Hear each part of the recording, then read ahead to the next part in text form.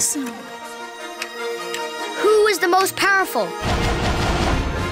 Kylo Ren. He has the coolest lightsaber. But Rey almost beat him with no training at all. Ha! It doesn't matter, because Supreme Leader Snoke can wipe the floor with both of them.